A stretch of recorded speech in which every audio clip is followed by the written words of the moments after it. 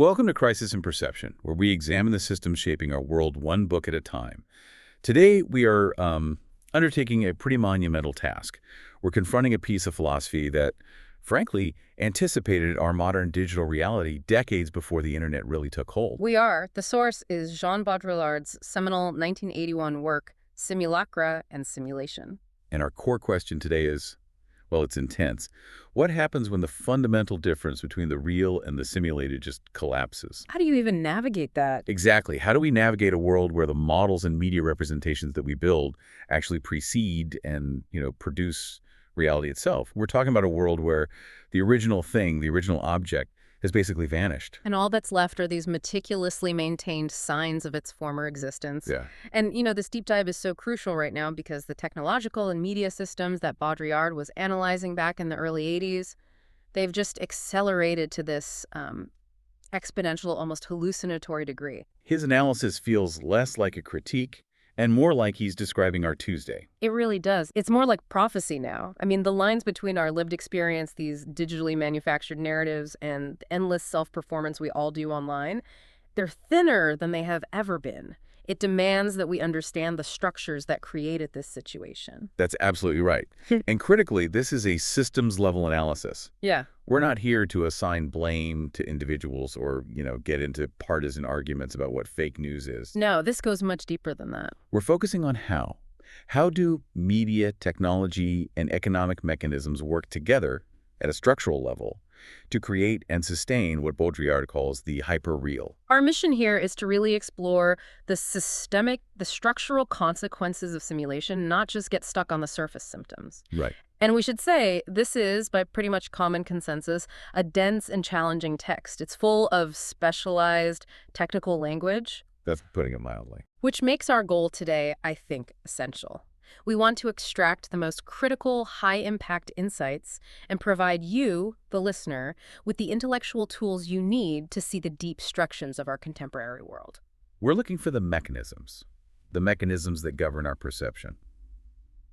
Okay, so let's start by setting the stage a bit, both intellectually and historically, for the book. We're talking about Jean Baudrillard, a French sociologist, philosopher, writing this in a really pivotal moment, the early 1980s. Right, and his intellectual foundation is, it's firmly in post-structuralism, but he takes it in a really radical direction. He was moving past the traditional Marxist or, psychoanalytic critiques of society. Those critiques that basically argued that ideology just sort of masks or distorts some fundamental underlying truth. Exactly. Baudrillard looked at that and thought it was outdated. Why outdated? I mean, that seems like a pretty standard way of looking at things, even now. Well, because if ideology is just masking the truth, it implies that the truth is still there somewhere, just waiting to be uncovered or liberated. Okay, right. You just have to pull back the curtain. But Baudrillard realized the world was moving past that. We were leaving the industrial age of production, where factories made goods and ideology covered up the exploitation. He saw we were entering an age defined by reproduction and simulation. And in this new age, the model isn't covering up reality anymore. No, it's covering up the fact that there is no reality underneath. That's the terrifying leap he makes. And he was writing this in direct response to, the things that were defining that moment. The huge saturation of mass media, the rise of consumer society, and these new abstract forms of control that you couldn't really point to. Things like the Watergate scandal and how that played out in the media, or the entire strategy of nuclear deterrence, these were his case studies for this new era. This is where his central thesis, the precession of simulacra, really comes into focus. It is. The core idea is that we've entered an era where the map precedes the territory. This just completely flips our traditional understanding of representation on its head. Right. The simulation, he argues, generates what he calls the hyperreal, a real without any origin or, reality. And it's produced not by physical force or obvious propaganda, but by miniaturized cells, control matrices, operational codes. It's a much more subtle internal form of control. He uses that famous fable from the author Borges about the cartographers who draw a map so detailed it perfectly covers the entire territory. Yeah. But Baudrillard gives it this radical modern update. He does. He says that today, it's the territory itself whose shreds are slowly rotting away across the map. The physical referential reality, the territory is receding, it's disappearing. And the only bits that are left exist in the shadow of this all-encompassing, perfectly detailed map. This he calls the desert of the real itself. And that is the pivotal insight. What has vanished is what he calls the sovereign difference between the real object and its model. The simulation we live in now isn't specular. It doesn't reflect an external truth. It's nuclear and genetic. Exactly. And by genetic miniaturization, he means the system operates internally through these codes and models. It generates the real from within its own programmed logic, not from some external spectacle. So this leads to what he calls a liquidation of all referentials. The simulation basically short-circuits every real process. It's not about imitation or duplication or even parody anymore. It's about substituting the signs of the real for the real itself. And those signs, like currency, they're infinitely malleable. They can be exchanged in any system of equivalence. The ultimate expression of this is the epigraph he chose for the book, from Ecclesiastes, and it really sets the tone for everything that follows. The simulacrum is never what hides the truth. It is truth that hides the fact that there is none. The simulacrum is true. That quote is just. It's profoundly unsettling. Because if the simulacrum is true, then the problem isn't that things are fake. No, the illusion itself is the foundation. It's the operating system. And it suggests that our constant frantic search for truth might just be serving the system.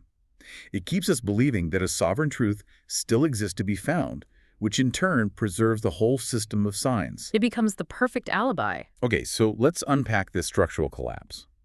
Before we dive deeper into the systems themselves, we absolutely have to lock in the definitions of his core concepts.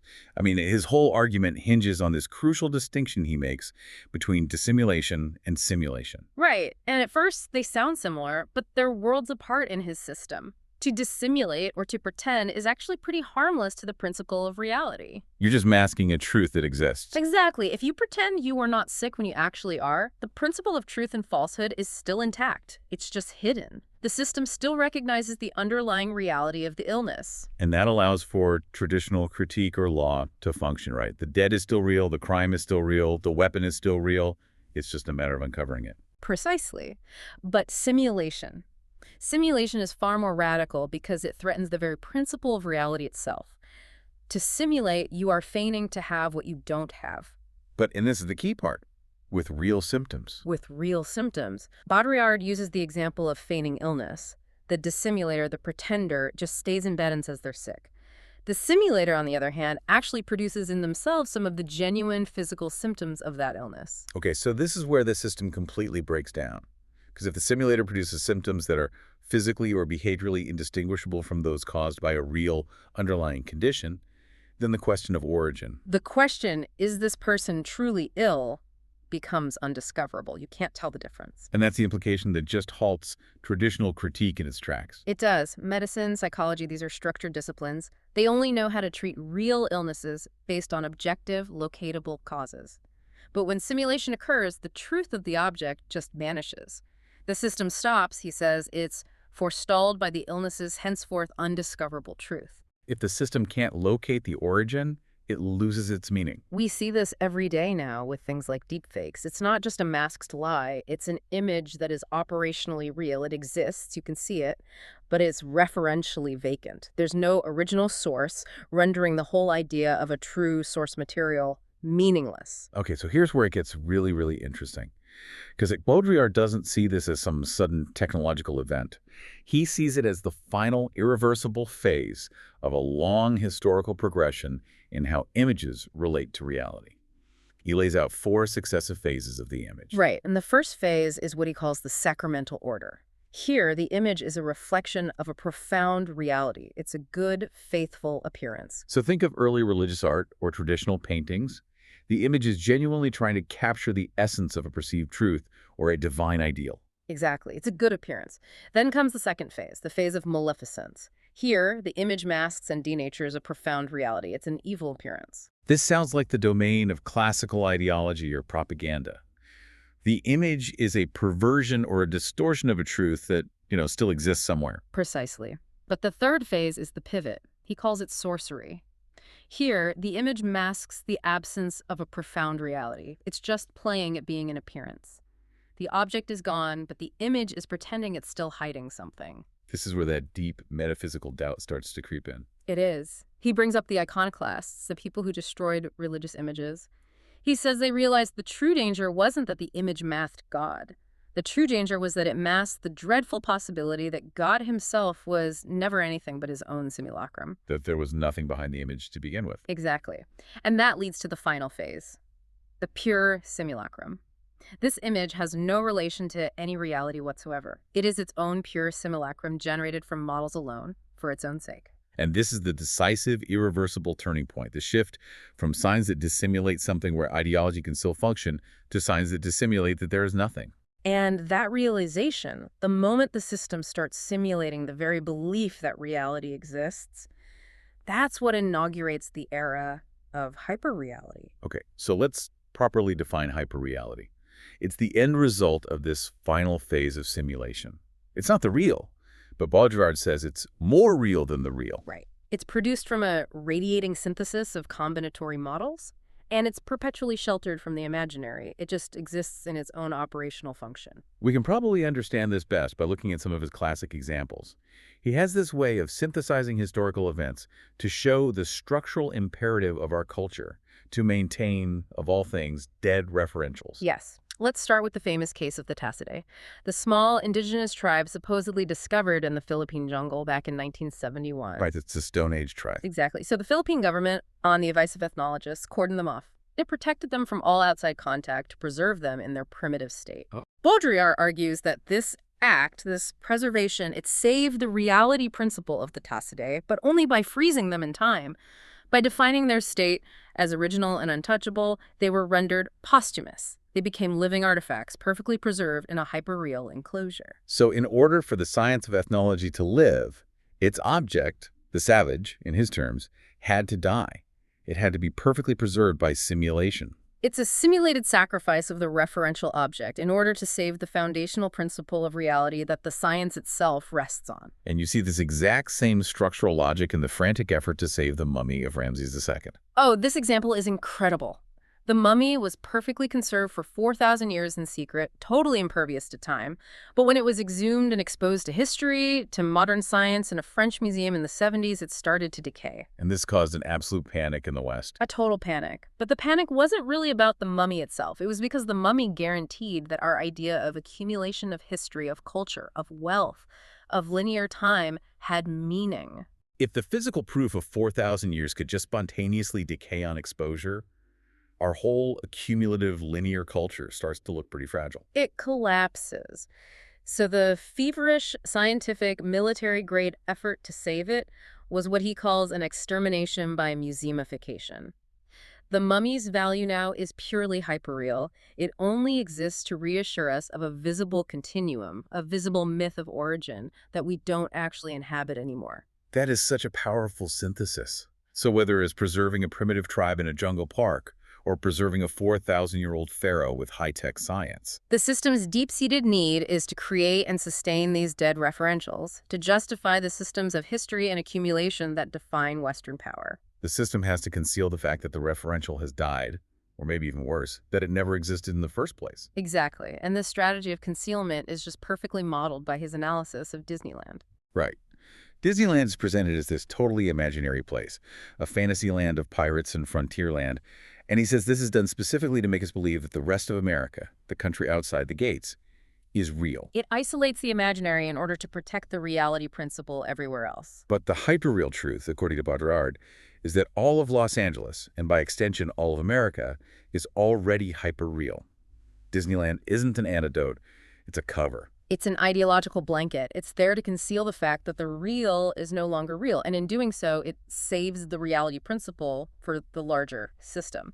The imaginary is staged to protect the hyperreal. And we see this same political maneuver mirrored perfectly in his analysis of the Watergate scandal. Yes, the scandal effect. Yeah. The intense media focus on the crime, the investigation, the moral outrage, the regeneration of the political system. He argues all of that functioned to hide a deeper, more fundamental truth. Which was? It hid the fact that there was no meaningful difference between the crime, the CIA's methods, the illegal surveillance, and its denunciation. You know, the Washington Post's journalism, the legal process. The real scandal, for Baudrillard, was the fundamental immorality and structural indifference of capital itself. He calls it a monstrous, unprincipled enterprise that's just beyond the normal rules of the political game. So the simulated crisis of Watergate was necessary. It regenerated public morality and the belief in the political principle. The system needed to show that it had a functioning opposition, that justice could work. So formerly, power worked to hide scandal. And today, power works to conceal that there is no scandal, or rather, that there's no fundamental difference between the legal and the illegal when you measure it against the totalizing system of capital. The crisis only serves to consolidate the system by proving it can purge itself. That raises a really critical question then about agency and power. How does the system handle an attempt to expose the simulation itself? What happens if someone stands up and says, wait a minute, this is all just theater? Power will never, ever admit the challenge of simulation. It can't. The structure of simulation is what he calls the third order. It operates beyond the binary of true and false. But the law, the political system, that's a simulacrum of the second order. It's based entirely on that distinction between true and false, right and wrong. So if it were to acknowledge simulation, it would fundamentally cancel the difference upon which the entire judicial and political structure is built. Precisely. If you simulate an offense, like a bank robbery, but with a fake gun, the system can't process it as pure simulation. It's forced into a corner. It has to either reduce the punishment because the consequences weren't real, Yeah. or punish it as an offense against the judicial system itself, like wasting police time. Exactly. But it will never punish it as simulation because that would mean acknowledging that no equivalence with the real is possible. And if that's the case, then no repression or punishment is genuinely possible either. It's a total paradox. The only weapon power has against this contagious hyperreality is to frantically, hysterically re-inject the real everywhere. That's right. The system produces this constant discourse of crisis. The gravity of the economy, the finality of production, the urgency of politics, all to try and stabilize the signs. The ultimate slogan of power becomes, take your desires for reality. Which is so counterintuitive. Because in a non-referential world, blurring that line between subjective desire and objective reality is paradoxically less dangerous to the system than acknowledging the abyss of hyperreality. But the strategy is doomed from the start. It is. The moment power tries to secrete a last glimmer of reality, he says it does nothing but multiply the signs and accelerate the play of simulation. It falls into what he calls the characteristic hysteria of our times, that of the production and reproduction of the real. We are panicked into producing more and more real content, real data, real experiences, which only deepens the simulation. It just accelerates the process. So we've established that reality is manufactured by these control models and that the system persists by consuming its own past and staging crises. Now let's try to map these systems and look at how these forces actually operate when truth starts to degrade. Okay, so we have to start by analyzing how global systems are now organized around what he calls impulsive control. This is a decisive move away from the 19th century models of, expansion, colonialism, external violence. And the ultimate manifestation of this is the nuclear model, specifically nuclear deterrence. Right. Baudrillard describes nuclear suspension as the supreme model of simulation. The idea is that atomic war won't actually happen. The risk is just a pretext. A pretext for what? For installing a universal security and control system that supersedes all other political considerations. He says the sophistication of the weapons completely surpasses any possible objective, which makes the entire arsenal a symptom of its own nullity. So the weapon's true deterrent effect isn't against an enemy state. No, it's against any real event, any political or social upheaval that would disrupt the system's global balance. Nuclear deterrence forces this neutralizing implosive violence into what are already met-testable systems. So the balance of terror is effectively the terror of balance. That's the perfect way to put it. It's the terror we feel when the system must remain perfectly stable because any instability risks total annihilation. So all internal conflict has to be neutralized. That's a really powerful distinction. It shifts the entire focus from external conflict to internal control. The whole world becomes satellized by this hypermodel of security. The political stake of traditional warfare is dead. Only simulacra of conflicts remain. proxy wars, geopolitical maneuvering, but never a real total event. And he draws this fascinating economic parallel here, doesn't he? He does. He argues that this nuclear deterrence circulates and is exchanged between the superpowers, exactly like international capital circulates in the orbital zone of monetary speculation. It's a kind of money of destruction. So it controls all global conflicts, not based on the objective value of real destruction, but on the sign of destruction. The system of risk manages and neutralizes every real conflict, converting it into a fluid, manageable sign. It's all about managing the abstract flow. Which connects perfectly to that idea of systemic involution, the contraction of conflict. He saw this principle modeled in the space race. Yes, which he argues was never fundamentally about technological achievement. It was about installing a non-contestable programmatic infallibility. The space race instituted this hypermodel of universal gravitation and control. The true function of the satellite, the orbital system, is to confirm that the system is closed, controlled, and irreversible. It creates a space where conflict is forced to contract because it risks annihilation by this overarching balance. The famous conjunction of the 1979 film The China Syndrome and the 3 Mile Island nuclear incident, which happened right after the film came out, illustrates this implosion perfectly. Oh, this is his ideal constellation of simulation. He called it a strange procession of a film over the real. The film, which was about a near meltdown, and the real-life accident, which mimicked the film's scenario, they converged. The real literally arranged itself to produce a simulation of catastrophe. And that ensured the event was instantly processed through the pre-established cinematic model. That is a devastating insight. The real event, Harrisburg, essentially arises from the cinema effect of the China Syndrome. There's no longer a prototype. It's just simulacra feeding off of each other. And the ultimate strategy of this universal deterrence is the simulation of nuclear catastrophe. It's about accustoming people to the ideology of absolute security through constant low-level anxiety. So catastrophe is no longer this big, spectacular explosion with clear boundaries in space and time? No, it's disseminated. It's given out in what he calls homeopathic molecular doses through information saturation. And this causes a systemic psychological erosion, a kind of mental destructuration. The system promises the explosion but delivers implosion. Exactly. It delivers the cold, neutralizing energy of the simulacrum, ensuring we remain obsessed with the possibility of disaster, which in turn justifies the whole universal security apparatus. Okay, so next, let's explore the transformation of media, how it moves from a traditional spectacle to this ubiquitous code that directs the implosion. I mean, we hear that slogan constantly. We have more information, but less meaning. Right, and that phrase for Baudrillard is more than just cultural commentary. It's a statement of functional mechanics. Information is directly destructive of meaning and the social. The sheer volume and velocity of it causes this dissolving, dissuasive action in the media. And this is achieved through the constant staging of communication. The constant staging, the media just exhausts itself in this, non-directive interviews, audience participation, the constant invitation for you, the viewer, to enter the frame. The medium is always yelling, you are the event, your voice matters, communicate. And this phantom content, as he calls it, is a gigantic simulation. Deployed precisely to avoid the brutal dissimulation, which would be realizing that there's been this radical loss of meaning and social connection.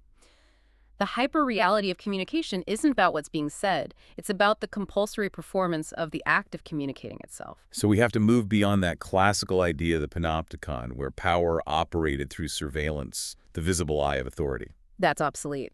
In the era of simulation and deterrence, that distinction between who is watching and who is being watched is abolished. Which brings us to McLuhan's famous formula, the medium is the message, but taken to its darkest possible conclusion. Right. Baudrillard says this signifies the absorption of one pole into the other. There's no longer a mediating power between two realities. The media, he argues, operate like a genetic code, like DNA. It directs the mutation of the real into the hyperreal. Abolishing the distinction between cause and effect, active and passive. The famous 1971 American TV experiment on the Loud family is the perfect illustration of this. Producers broadcast 7 months of this family's life, and they claimed they wanted to capture life as if TV weren't there. Which Baudrillard called utopian. Completely. The truth of that experience wasn't surveillance, it was deterrence. The system wasn't just watching them. By the sheer fact of their endless visibility, they became the system. You no longer watch TV, it is TV that watches you. You're always already on the other side of the screen. The entire space becomes this pure flexion or circular inflection, where the difference that actually constitutes meaning is just dissolved. The individual is converted into a substance that can be read by their own molecular code. The complexity of the information stream causes an implosion of meaning. And that is the starting point for absolute control. Not through censorship or lies, but through abolishing the distinction between the performer and the audience, the active and the passive. And we can see this exact principle realized architecturally in the Beaubourg Center in Paris, the Pompidou Center. Baudrillard analyzed this building as a massive cultural incinerator. It's an incredible analysis. The building itself, with its exterior of bright pipes, escalators, all that exposed flux, it proclaims anti-monumentality. It shouts that our time is defined by accelerated cycles and flows. But the traditional contents inside the museums, the libraries, the art, were fundamentally anachronistic in that context. Completely. The architecture is a model of control and deterrence in the cultural sphere. It's a system of maximum security that manages cultural energy. The traditional culture of profound meaning is being transmuted into this aleatory order of signs. He even says only an empty interior could truly correspond to that envelope. What's fascinating is the role he sees the masses playing here. He argues the crowds rush to Beaubourg not out of some newfound desire for culture, but to joyously participate in the mourning and the liquidation of culture. Their sheer volume, their stampede, is objectively catastrophic for the building's stated goals. Their chaotic, hyper-eager presence puts an end to the polyvalent space. The masses respond to the simulation of culture with a destructive hypersimulation. They are converted into flux, the final product of all sociality, and they become the actual site of the social's implosion. This confirms his analysis of Beaubourg as the hypermarket of culture. In the hypermarket, a critical mass is reached where the commodity becomes a hypercommodity. And culture becomes hyperculture. The objects of consumption and culture in the system have no other purpose than to maintain the subject in a state of mass integration as part of a transistorized, homogeneous flux. It's a space-time of total operational simulation of social life, where all difference is constantly absorbed and converted into flow. Okay, so if we connect this systemic map to the bigger picture, Baudrillard was writing all this before the massive scale of the internet, before social media addiction, before algorithmic governance. How these concepts, pure simulacra, hyperreality, implosion, translate to our current digital landscape, especially when we look at something like influencer culture. The supplemental analysis we looked at on influencer culture and parasocial relationships, it provides the perfect contemporary lens. The hyperreality that Baudrillard saw emerging in mass media is now entirely personalized. It's internalized through social platforms. So the identity that's generated by contemporary influencers, and this could be megastars like The Rock or Taylor Swift, or it could be a niche TikTok creator, that identity is a model without an origin. Exactly. Their real life is entirely produced and optimized for the medium. It doesn't precede the camera. It is generated by the camera's requirement for content. So that process immediately renders that identity a pure simulacrum. There's no pre-existing, non-performative reality to which the performance refers. None. If the performer stops producing content, the identity just ceases to exist. It's a reality generated from a combinatorial model, the algorithm, the engagement metrics, the platform's demands.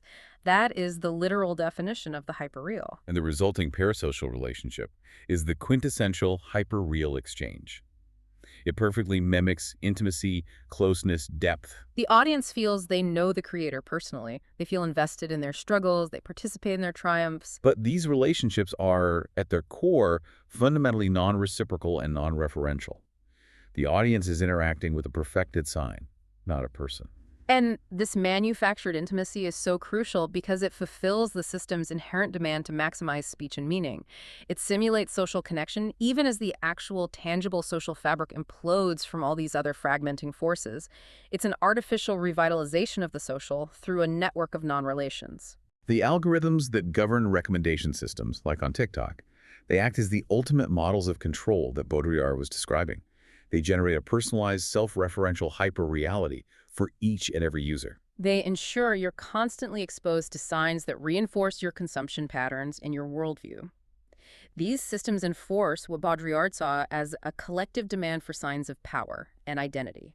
They push users toward performance. The system demands that You are information, you are the social, you are the event. It forces you into this endless cycle of self-performance. And identity becomes a function of optimization. It results in what Baudrillard calls a hallucinatory resemblance of the real to itself, a kind of hyperrealism where everything looks exactly like the real thing, but its depth and its meaning are just gone. When we look at the economy of these systems, the neutralizing force of advertising becomes so clear.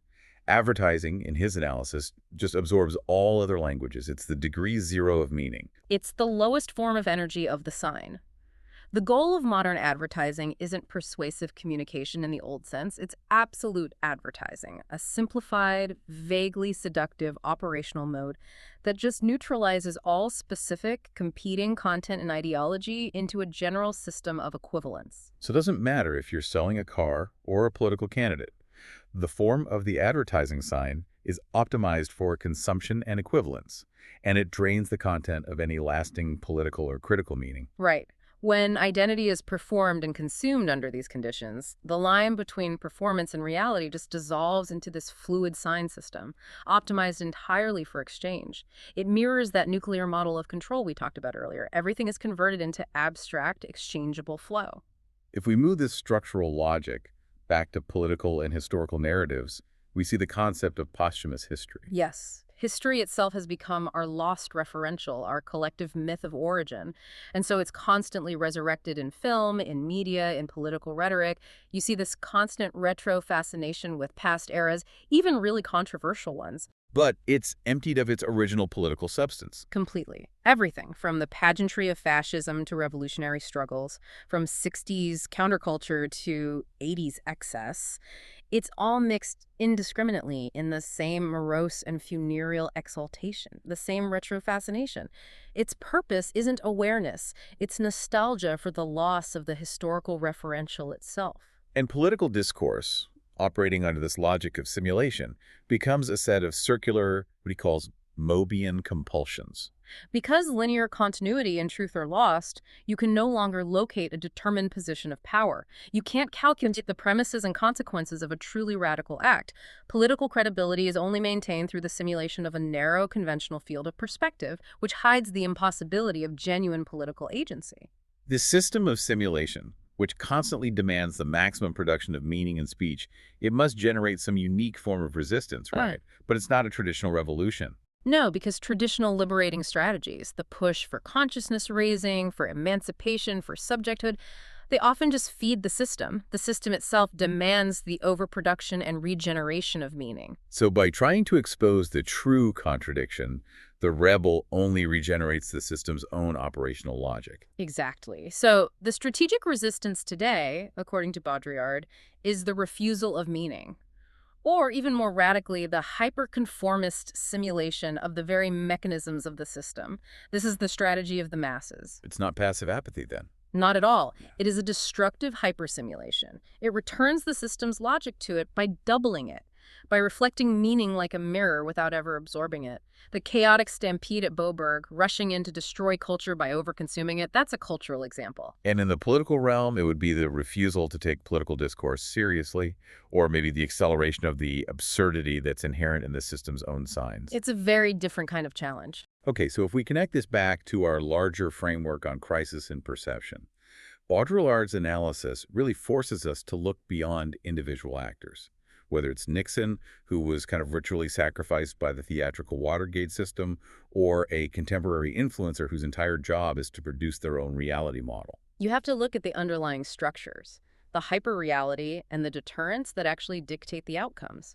The issue is fundamentally one of structural implosion, not individual moral failure. And the incentive for the system isn't truth, it's survival. Survival via perpetual simulation and that panic-stricken production of the real. The system just needs to keep the signs flowing, even if they refer to absolutely nothing. And furthermore, institutions and platforms are not neutral containers. They are operators. The Boberg Center, the hypermarket, the nuclear apparatus, and now social media platforms. They are all structured to convert culture, commerce, sociality into a homogeneous flux. They accelerate abstraction and control by exhausting themselves in the staging of their own operation. And finally, the ultimate shift is away from truth, which relies on that sovereign difference between the real and the false. toward absolute visibility and operationality. When everything is made infinitely visible and operational, when the distinction between the original and the copy is just abolished, truth is liquidated. It gives way entirely to the cold, self-referential logic of the simulacrum. Right. So what Baudrillard really helps us see differently is that the real is no longer something that's lost or hidden, waiting to be rediscovered by some revolutionary project. It's something manufactured. It's constantly being reproduced by these miniaturized models and by media. We're living in a world that's been purged of its depth, operating in a hyperspace without atmosphere, under the cold, clinical light of simulation. And that's why simulation isn't just falsification or deception. That's the older concept of ideology, which still believed in an underlying truth. Simulation is the fundamental structure of our contemporary existence, where the cycle of signs is just exchanged for itself in an uninterrupted closed circuit with no reference to anything outside. This raises just profound and, frankly, unsettling questions about agency and meaning. If, as he posits, everything is already dead and resurrected in advance within the model, what space is even left for genuine agency, for political action that isn't already anticipated and absorbed by the system? The system's greatest power is its capacity to liquidate all possible negativity, all resistance through absorption. It can stage a crisis, or it can simulate its own death just to preserve its own substance. Baudrillard suggests melancholia is the fundamental tonality of these functional systems, driven by what he calls the mode of disappearance. So the only way to challenge a system of simulation that has integrated all potential negativity is not through traditional resistance or revolution, because that just feeds the system's demand for meaning. Instead, he points towards something more intense, more deflecting, and maybe even a silent form of challenge, a radical hypersimulation. A doubling of the system's own absurdity, what might be called the pataphysics of simulacra, a highly speculative challenge that operates purely in the realm of science, completely beyond the reality principle altogether. We owe a massive debt of gratitude to Jean Baudrillard for the concepts explored in Simulacra and Simulation. If these ideas struck a nerve or helped crystallize your understanding of our mediated world, we strongly encourage you to read the book yourself. Support the author if you found the ideas valuable, or check your local library for free access. For a shorter visual overview of this topic, see the mini explainer linked in the description. If you enjoy this kind of systems-level analysis, please like, subscribe, and comment with books or topics you'd like us to explore next.